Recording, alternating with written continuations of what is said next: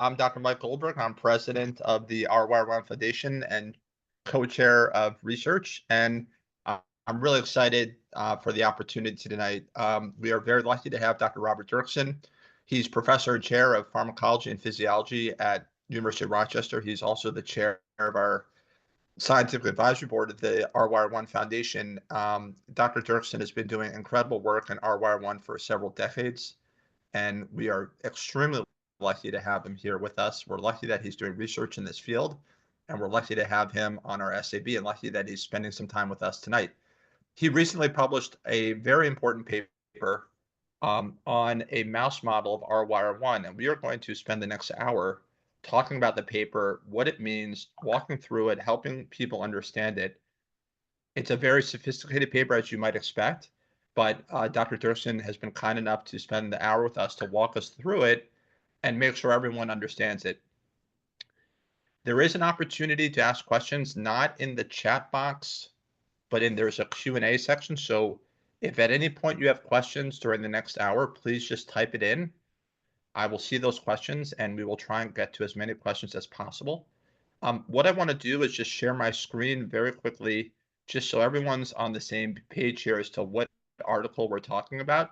If you haven't seen the article, go to the RYR-1 Foundation website, go to professional, and then go to medical literature. And then as you scroll down, you will see the article right here, compound heterozygous RYR-1 mouse. You just click on that, and then you can pull the article up by clicking read full article here. And this is the full article right here. And this is what we are going to be reviewing tonight. So, Dr. Dirksen, I'm going to turn it over to you. Could you maybe briefly talk about kind of the work you've been doing over the last several decades, and maybe just talk about the value of a mouse model in general and the RYR-1 mouse in particular? And then if you don't mind, if you could show us a video of those mice to maybe help people make this less abstract and more concrete. I think people would really love the opportunity to see these mice moving around in your lab. So I'm going to stop sharing my screen and turn it over to you. Oh, thanks, Mike. Yeah, so I'm hi, everybody. Thank you for coming to the webinar, and thanks to Mike and the foundation for giving me an opportunity to tell you a little bit about this new mouse model. It's a mouse model of severe recessive RYR-1 myopathy, and it's based off of a family that has this the same genetic disorder. And so we thought we would use this model to try to understand the disease and hopefully develop novel therapeutics. So that's basically what the reason for the model was.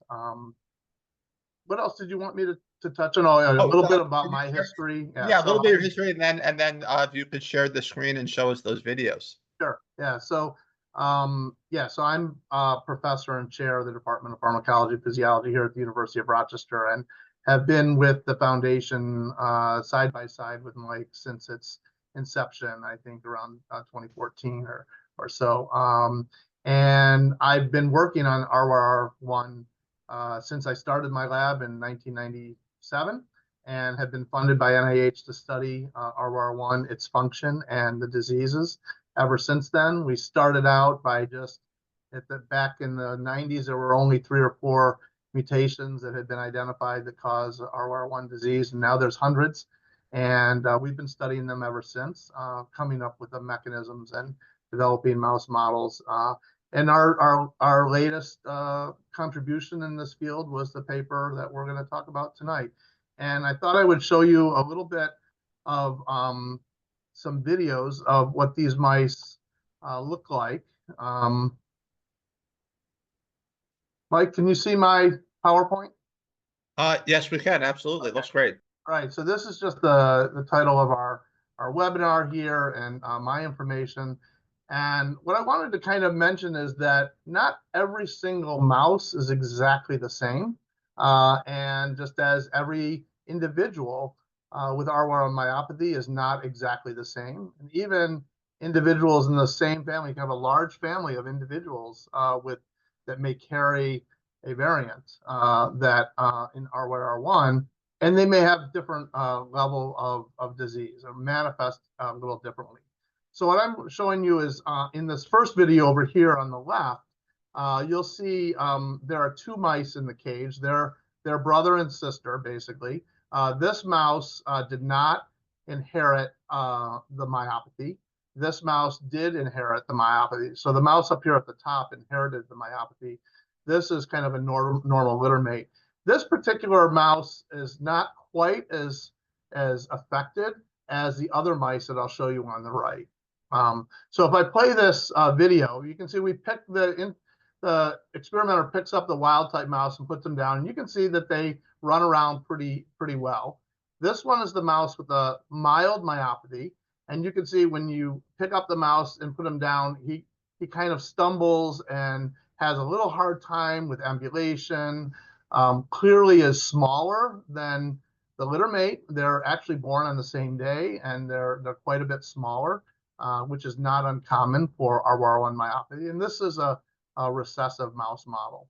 This one is a more severe recessive mouse model, where you can see this mouse, which is shown here in the middle, is about the same age as these mice that I just showed you.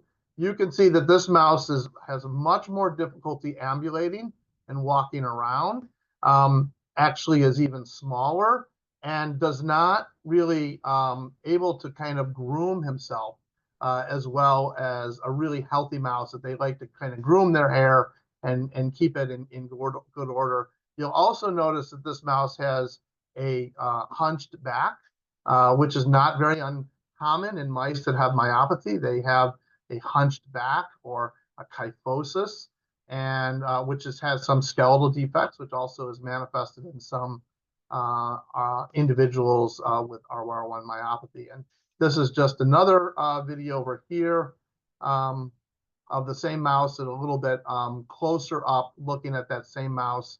And you can see he's very cute, but also has a clear myopathy and trouble ambulating and a very clear kyphosis in the back that you can see there. Well, that was fantastic. And I think I just wanted that to be the first thing that everyone sees, because while some of these topics can be a little bit abstract and technical and maybe difficult to understand, seeing those videos, I think makes this very tangible, very concrete. These are mice with RYR-1 myopathy. And Bob, could you just maybe briefly touch on the role that the foundation played in the development of those mice?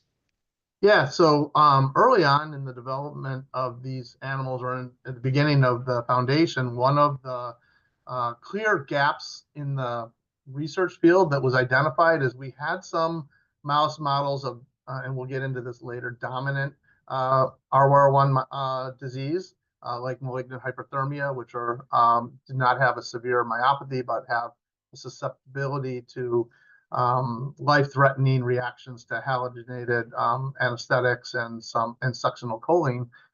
But those mice didn't really have a myopathy. But there was no models of severe RYR-1 myopathy. And so the foundation took it on themselves to kind of try to generate a couple of these models. One was generated in Jim Dowling's lab that had a publication in 1999. And then this new model is a second one that the foundation helped to fund. And in particular, in this model, they hired a outside commercial laboratory, that ingenious targeting laboratory, that you can hire them to make any genetically altered mouse that you want. And so we found a family that had a recessively inherited RYR-1 myopathy and generated the analogous mutations in the mice by ingenious, and the foundation, with support from the community that provides support to the foundation, we're able to generate these mice. And the foundation transferred the mice to me, and I think we've transferred them to other laboratories across the world. I see Brad Lanakunis is here.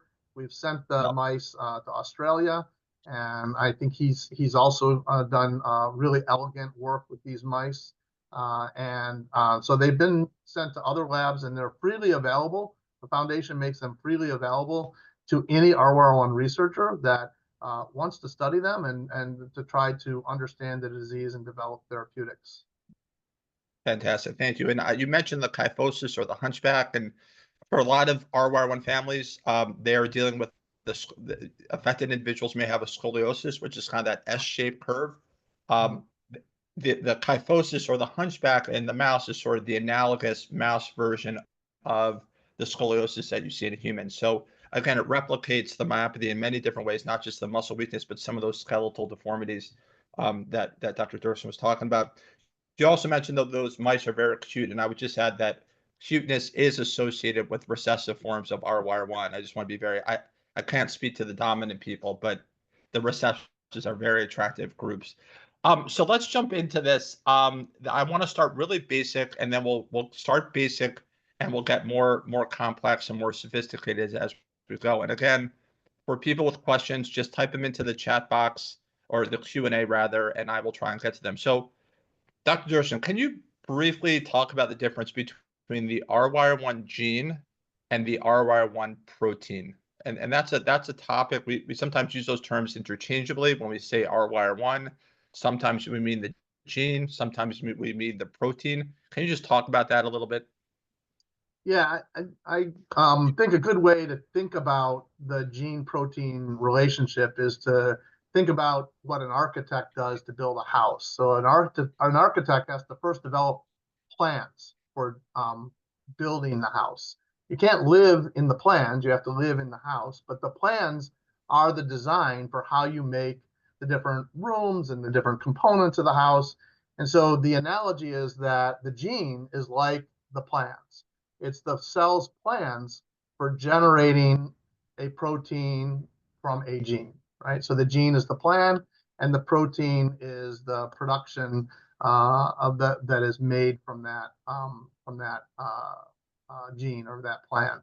And so actually the RYR receptor gene is a nucleic acid sequence in the DNA of the nucleus that then encodes transcript that makes the protein. And then the protein is actually the physical thing, the house that's inside the cell that's doing the job. And its job is to control calcium from being stored inside a compartment that keeps the cell, the muscle relaxed. And then when the RYR receptor protein is told to open, the release of calcium from that compartment into the cytoplasm causes the myofilaments to contract and to generate force.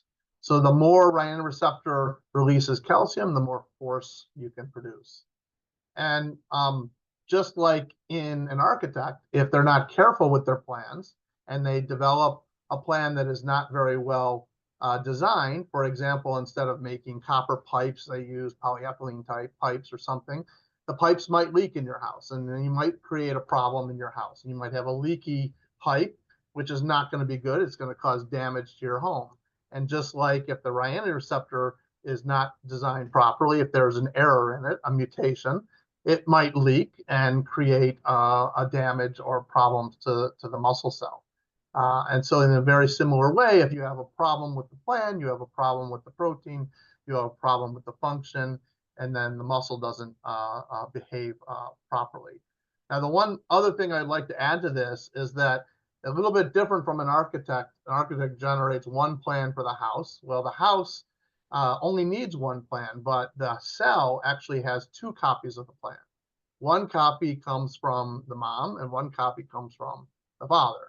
And that's so that each gene has two copies of the plan, or we call them two alleles, right? So you get one allele from the mother, one allele from the father.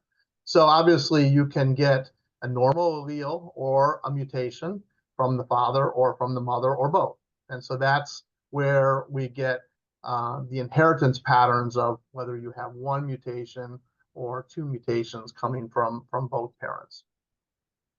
In a dominant disorder, you would have the disease is passed by having just a single mutation in one of the alleles. The other allele can be completely normal, but the mutant allele is enough to confer the disease. And malignant hyperthermia is that way. You just need one pathogenic malignant hyperthermia mutation to have the disease. Whereas the recessive myopathy, which these mice have, you need to have mutations in both alleles, both copies of the plan, in order to have the disease. And obviously, when you have two copies of mutations, two copies of problems, the disease is going to be more severe in general than if you have one copy. So often case the recessive forms of the diseases are much more severe than the dominant forms.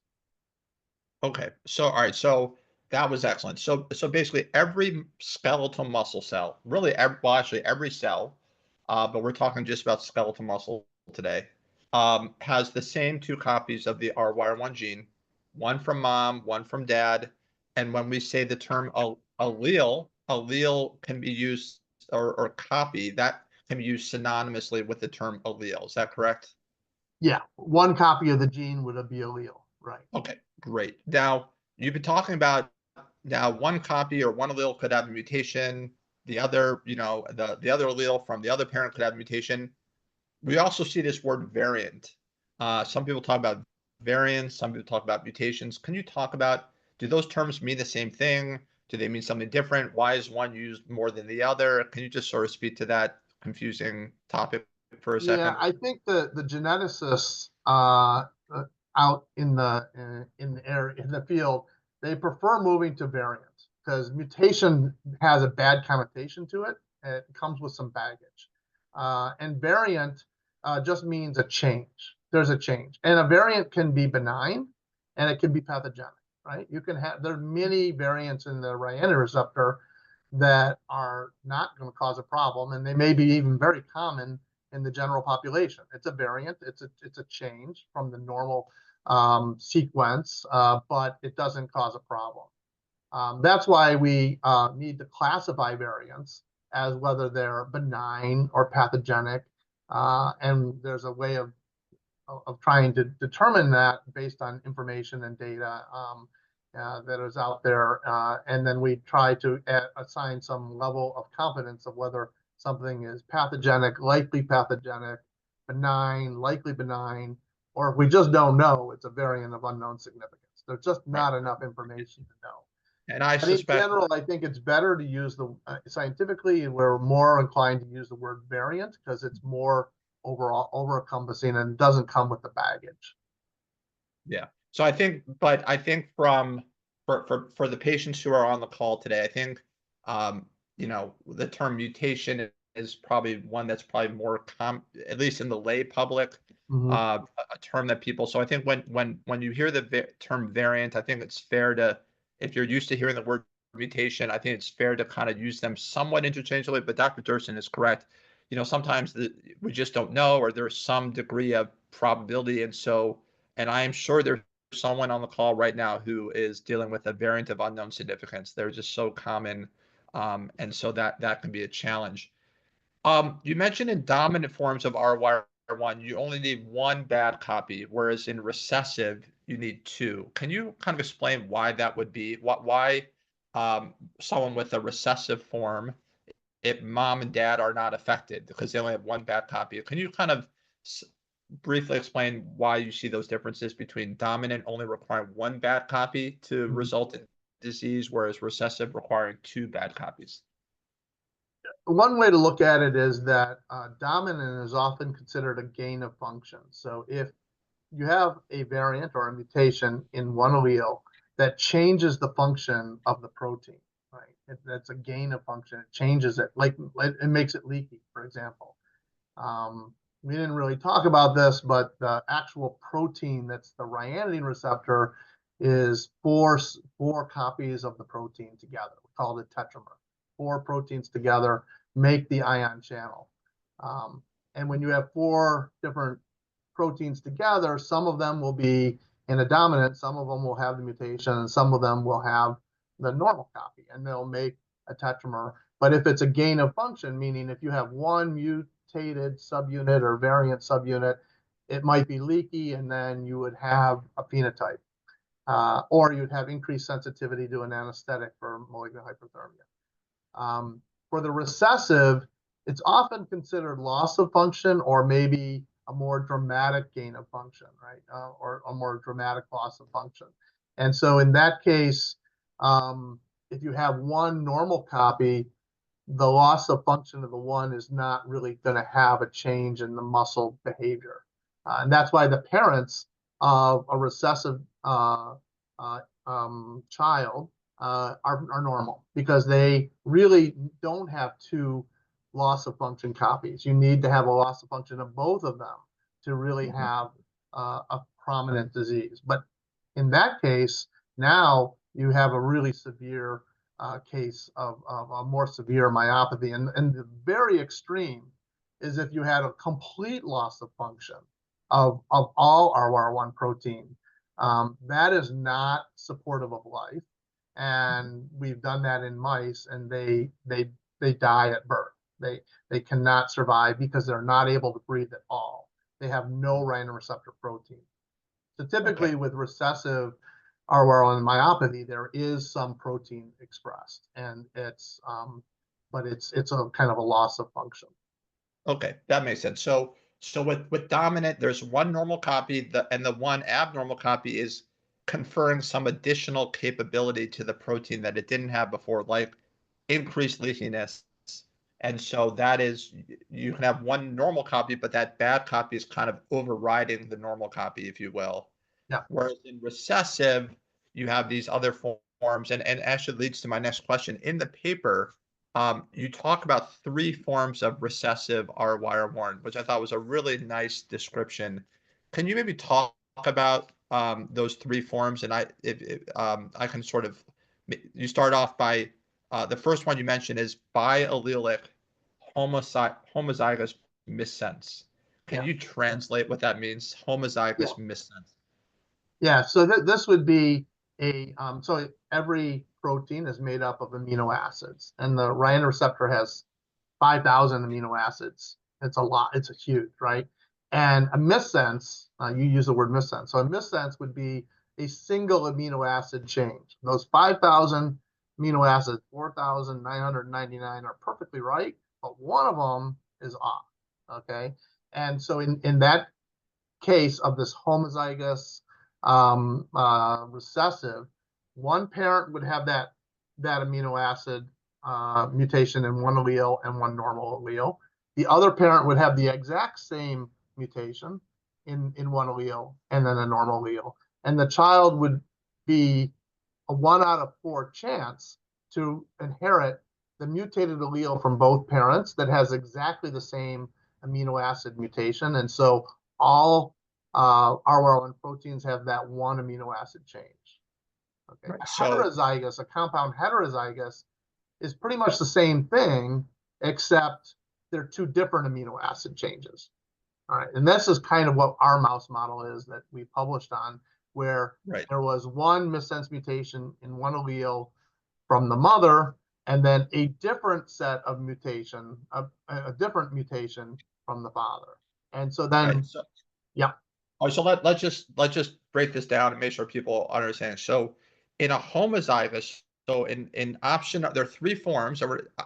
First form is homozygous missense. So, mom gives the child one missense mutation, and dad gives the child the same exact one. So yeah, each copy or each allele has the same exact mutation within the RYR1 gene.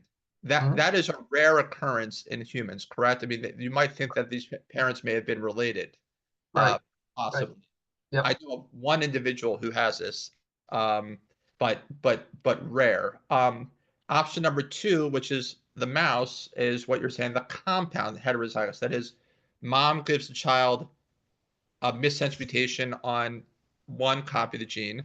Dad gives a missense mutation on the other copy of the gene. So same gene, but just different locations. yep, That's what we have in the mouse. Can we talk about the third? yep. Well, you mentioned that it's number two in the paper, but what is the other option here? Yeah, so I thought those were the first two to talk about because they kind of make the most sense. The third one is Yes. a little bit more complicated, where you would get one, say, missense mutation from one parent, and then the second parent has what they call a hypomorphic allele, or basically an allele that doesn't make the protein. Okay, instead of making a single amino acid change, 1 out of 5,000 is wrong, you inherit an allele that basically is, I would say, a dead allele. It doesn't produce protein. Okay, so now the individual that has this particular case of recessive has a point mutation or a single mutation on one allele, and then an allele that doesn't make protein. So then you're going to have less protein, right? Because you're only making protein from one parent, not from two sources. And all of the protein you make is going to have that mutation from the parent that you inherited it from. So that's a really bad situation. And actually, that is the model we made together with the foundation and Jim Dowling a few years ago. And that model was even more severe than this picture of this mouse I showed you. As we may get into as we go further, half of these mice of this new model, which is a compound heterozygous model, half of them were able to live at least 12 weeks with help. We have to give them, to help clean them. We clean their eyes. We give them pudding to eat, not hard chow. We have to really give them a lot of care. But they can live to be 3-4 months old, at least half of them. But in the model where you had the hypomorphic allele, where there's kind of one allele that makes no protein, and the other allele that had mutation, turns out it's actually the same mutation that we have in this second model. Those mice all died by 60 days. There was not one mouse that was alive after 60 days. So we couldn't get mice to live 3 or 4 months with that. So in this most, just to maybe translate here, so in that last possibility, not only are you, because one copy is this nonsense or hypomorphic allele where you're not making enough RYR-1 protein, the protein that you are making is all abnormal. So so the analogy I would give is you go to a restaurant and the portions are way too small and the food that they give you is horrible. It's like, it's so right. It's like the food is bad and it's not enough. And so I think it's sort of a double whammy, right? You're not making enough of it, and the protein that you are making is not functioning normal. And we see this, you mentioned the mouse that you had developed with Dr. Dowling, but we also see this in humans. I mean, and I think for some of the families out there with probably the more severely affected children, that tends to be the situation. They have one allele that's a missense variant, so they're making some protein, but it's abnormal. And the other allele is that nonsense mutation where they're just not making, it's instructing it to stop. So you have an insufficient amount of protein, R1 protein, and the protein that you do have is not functioning normally. And I think those are the severe cases where the patients are not ambulatory, that is not walking, maybe they need ventilatory support, feeding issues. I do have a question here. We just may have just summarized, but just to kind of close the loop, the difference between a missense and a nonsense variant. Can you just sort of one more time summarize that difference? Because I think it's an So a important. missense is basically typically a single nucleotide change in the plan, the gene, that results in a single amino acid change. So instead of having amino acid X, where it's supposed to be, you have amino acid Y. That's a missense. A nonsense, basically, or a frame shift, either one of those, results in basically no protein being made. A nonsense is, so every protein has a start and a stop. And if you put the stop in the middle, right? If there's a nonsense, that's a stop codon in the middle, then it'll start to make the protein up until that stop, and then you won't have the full protein. And actually, that protein will get degraded. So a nonsense is basically, a stop in the wrong place. The other way that you can get no protein being made is what we call a frame shift. So every amino acid is encoded by 3 nucleotides. If you delete one of them, then it throws off the reading frame. And think about, just scrambling words in a sentence or letters in a sentence. You wouldn't be able to read the words anymore because they're not in the right order anymore. And so that's what happens. And then that's what happens with kind of a frame shift. Got it. So just, I want to ask 2 more questions on this point because I think it'll help hammer it home, and then we're going to get into this mouse that you studied in particular. Tell us why we don't see humans or mice with nonsense variants on both alleles. That is homozygous Yeah, non-sensitive. because they, as I mentioned Yeah, before, that's the extreme of having no pro. You won't make any protein. If you had two nonsense or two frame shifts, there would be two dead alleles, two alleles that would make no protein. And we know that no RYR1 protein is not conducive to life because we've made those animals. And basically, if that may have happened in nature with humans, but it would have been a stillborn baby, and right. probably never knew that it was because of this like two nonsense RYR1 alleles, and that would be true for many other genes. That if you don't have a normal copy of the or a protein being expressed, that the baby may not survive. All right. So then the second question, I think that'll help people understand this concept. Tell me about, so to make a child that has one missense and one nonsense, presumably one of the parents is a carrier of a nonsense mutation, and yet presumably they are completely asymptomatic. Yeah. How can that be? Can you kind of talk about that? Yeah, and that also happens with mice. If we have mice that have one normal copy and one nonsense or null allele, the mice are completely normal. And so it turns out that you only really need one normal copy to have enough RYR1 protein to be have pretty much normal function. And we know that in those cases, and we've done muscle biopsies from the parents of that may have that situation, they have pretty much normal levels of RYR1 protein, even though they only have one functioning allele.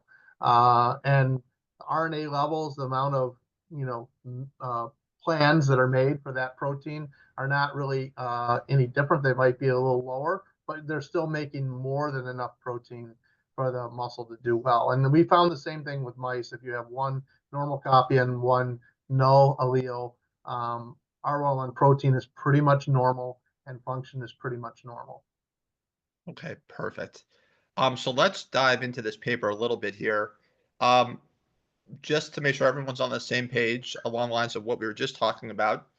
The title of this paper talks about a compound heterozygous mouse. So just to be clear for everyone, that means this mouse has a missense mutation on each allele, but that mutation or variant on allele from the mom is different than the variant on the allele from the dad.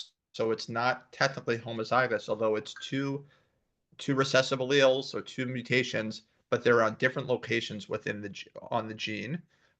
So Dr. Durson, can you kind of maybe at a high level summarize the experiments you did on these mice? Yeah, I will. I just wanted to address because it follows from the previous question, another question in the Q&A that asks if the patient had a de novo RYR1 variant that involves one allele or both, and does this affect severity? And it could be dominant or recessive. So de novo does happen, of course, where the parents have no RYR1 variant, but the child has developed a de novo variant, maybe through the gametogenesis or whatever, that one of whatever the sperm or the egg had a mutation in the RYR1 gene in that particular situation. And so in that case, the child would have a de novo mutation. This is typically you don't have the same de novo mutation in both alleles, or even two de novo mutations, although it has been documented that there can be two de novo mutations. In it can happen, but it's very rare that that would ever happen. So typically a de novo is a single mutation in one allele, and if that mutation has a gain of function effect, then it could result in a dominant disorder in that individual because they would have a mutation with a regular allele that had a dominant effect and maybe have like hyperthermia or central core disease can result from that. If it was not a dominant mutation, if it was more of a recessive mutation, let's say that de novo was a frame shift that made that allele be a dead allele and not produce protein, well, that individual would be fine because they would have the normal allele and they would be perfectly fine. But if they had a child with another person with a variant in their RYR1 and their child inherited both of them, then there could be a myopathy in that situation. Right.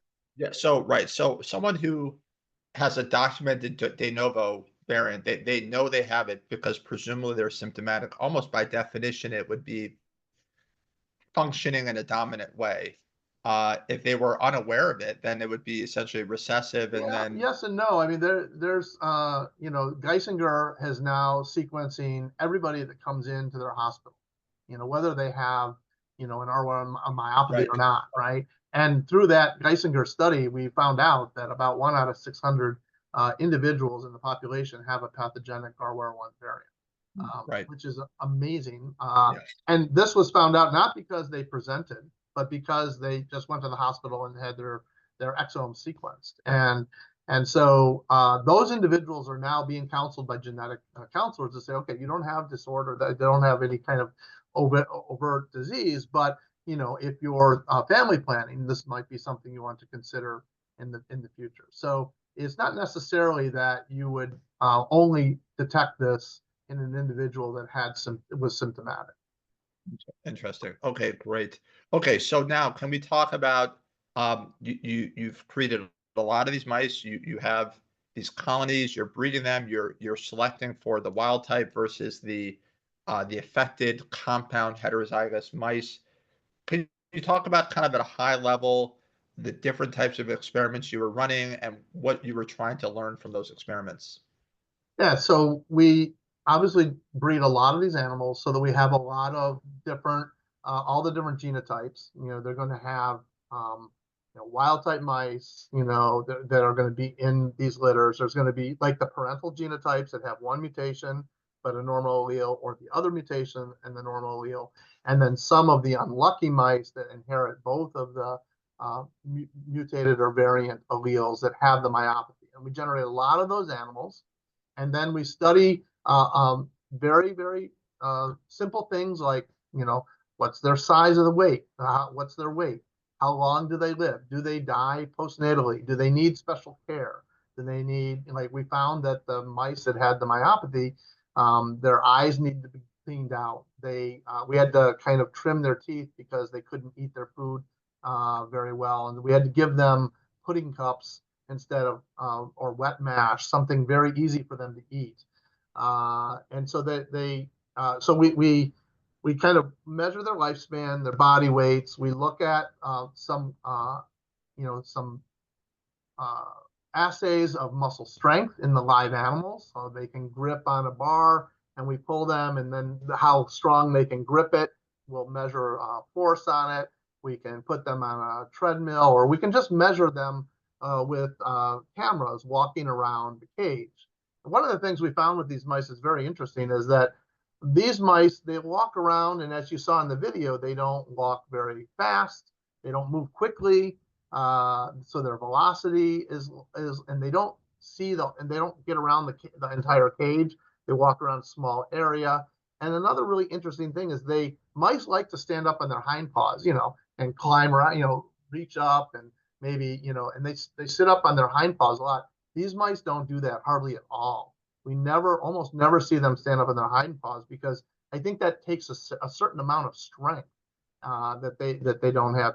Other thing we did is we measured their breathing. We put them in the little chambers that are very sensitive to the airflow, and they can measure their breathing. And we found that they had breathing deficits, and the depth of their breathing and the speed of their breathing. So they had what we call respiratory problems. And this is actually seen in a lot of RYR-1 patients, as people know, to varying degrees. Some children with very severe need ventilatory or respiratory assistance. Others seem to not have problem, or but we find that these animals have kind of respiratory issues. We also measure the muscle strength more directly by taking the muscle out of the animal and measuring it in the laboratory. We call that in vitro, but outside of in the test tube, and we can measure the strength of that muscle relative in its size. And we found that the muscles in these mice are very small. They're also very weak. They don't produce as much force as you see in a wild type or a control litter mate. So we're looking at a lot of different properties of these these animals. And then we looked at the function of the ryanodine receptor, which is we use this kind of very sensitive calcium assays to measure calcium release and calcium leak, and also calcium and the expression level of these proteins. And as we have seen a lot in patients with recessive RY1 myopathy, is that the rhinoreceptor expression level is lower. And it's quite a bit lower. It can be 60, 70, 80% lower than a normal individual. So we found similar reduction in protein expression in these mice, even though they didn't have a dead allele or allele that's not breaking protein. Right. So that leads that you hit right on what I wanted to get at. So can you talk about, I want to talk about protein expression and protein function and the differences in those two, but I want to also talk about transcript levels of RNA, protein levels, and why in a mouse that is a compound heterozygous with two missense mutations, no nonsense or no allele, why would you would expect there to be, in theory, normal levels of protein. Um, why are you seeing reduced levels of protein? That's a pretty consistent result. Why are you seeing that? What is the theory? Is that true throughout the lifespan of the mouse? How do you relate that back to the levels of RNA? And could you sort of talk about how you compare RNA levels versus protein levels and what the implications are of that? Yeah, so we looked at mice that were about a month old, and the RNA levels were the same in these mice, but the protein level was reduced. So although the gene is making the right amount of the plans to make the protein is not is not at the level that it should be. It was reduced about in half, let's say at 4 weeks. Right. And so how could this happen? How could you have the same amount of plans or message, but reduce protein? And what we think is Wait, hold on. I just want to make sure everyone, it's such a critical point here. So the gene is saying to the cell, make normal levels of R1 protein. We know it's going to be abnormal. It's not going to function normally because of the variants, but it should be a normal amount. And it's before you get to the protein, you got to make the RNA. The RNA levels are normal. Mhm. But so just want to make sure DNA to RNA to the protein. So Right. everything's looking good, but the protein levels are for some reason diminished. And sorry to interrupt, but I just wanted to make sure people got that. Yep.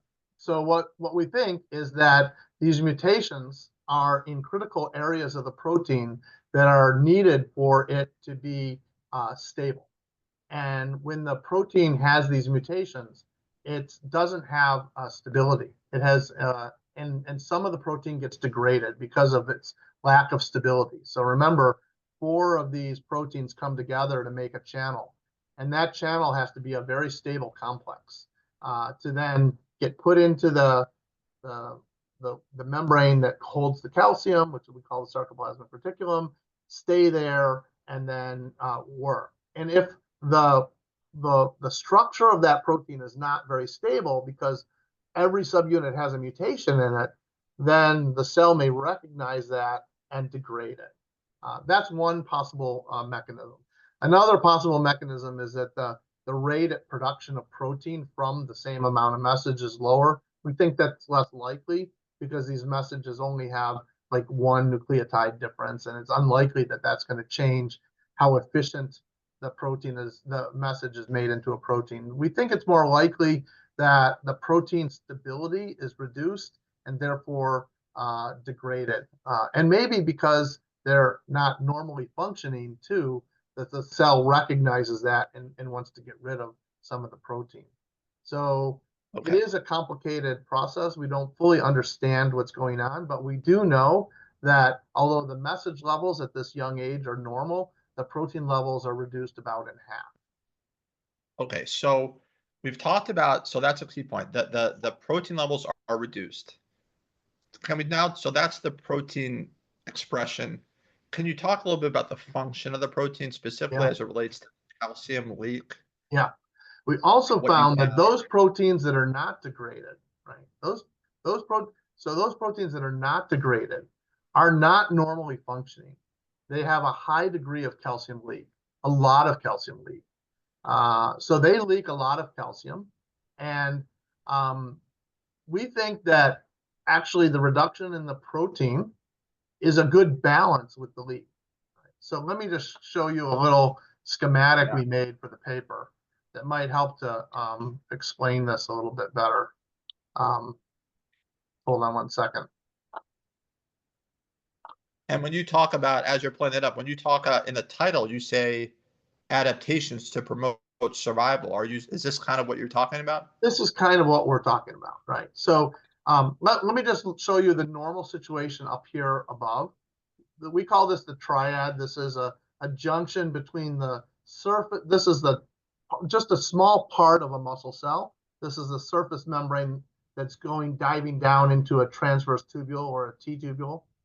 And then on either side of that is this calcium storage compartment where the calcium ions shown here in the little circles are stored in this storage compartment we call sarcoplasmic reticulum. The RYR receptor are these beautiful tetrameric or 4 proteins together that make a channel. And you can see that these RYR receptor channels are being controlled by the dihydropyridine receptor for EC coupling. And there's always going to be some leak of calcium through even normal ryanodine receptors. But in the mice that have the 2 mutations, one allele we call TM, with a mutation of a threonine to a methionine, and then the other mutation, the other allele has 2 mutations, SC and a deletion of a leucine. So this is a serine to a cysteine mutation, and then a deletion of a leucine. Bottom line is that in this mouse that has the myopathy, there's a big reduction in the protein. You can see here we have 5 RYR receptors on this side and 5 on this side. So we have 10 in this junction. Now we only have 3 and 3, so we only have 6. So there's a 40% reduction in protein, right? But these channels are very leaky. You can see the dotted line is much thicker here than it is up here. So the amount of leak per channel is very high, but there's less channels. So there's kind of a balance. And these are the mice that survive. So remember, half of the mice, if I show you here, we look at their survival of these mice, these RYR myopathy mice shown in orange, that up to 12 weeks, half of the mice have died. And we think, although we don't know, we think that the half of the mice that died have not been able to strike this balance between leak and expression. And we think they probably have too many leaky channels, and the leak is really, really high, and that is not going to be conducive, and their muscles start to deteriorate over time. We don't know that for sure when we speculate that, but what we do see is that the mice that are alive here have a reduction in protein, but each of those proteins are very leaky to calcium. So in the end, there's kind of a balance there. And that's this kind of idea of adaptations that can help the mice to survive. And this was kind of a balance between how much transcript is being made at 12 weeks and how much protein is being made and how much leak there is, and the cell finding the right, sweet spot, the Goldilocks phenomenon of you can't have too many leaky channels, or you can't have not enough RYR receptors. If you don't have enough, you're not going to live. If you have too many leaky channels, you're not going to live. But if you can get right in that sweet spot, then even they require a lot of support and help, but we could get them to live at least up to 12 weeks. Okay. And when you did that, I don't want to get too much into the weeds here, but when you did that proteomic analysis and you showed that reduction of, I think, the tRNA, was that part of this idea that maybe that this adaptation of reducing the protein levels to reduce the net calcium leak? Is that a fair kind of? Yeah, I mean there is the muscles don't grow as much, right? So there is, and we did a proteomic analysis and showed that part of that is because of the whole translational machinery. The whole machinery used to make proteins, right, is kind of downregulated. So that it's not just the RYR receptor, but other proteins. So you do not generate the hypertrophic, the normal size muscle. The muscles are are smaller in Yep. these animals. And of course, if you're smaller, they're not going to generate as much force either. So that contributes to their weakness. Right. All right. Well, we have 8 minutes left. So, and I think that was kind of a perfect summary of some basic genetic concepts, the genetic composition of these mice, and a really good summary, Dr. Dirksen, of what you found. I think the last question I have, and then I want to see if anyone else from the audience has question is, I think for most affected individuals, they would say, okay, this is great work. What do you think are two questions?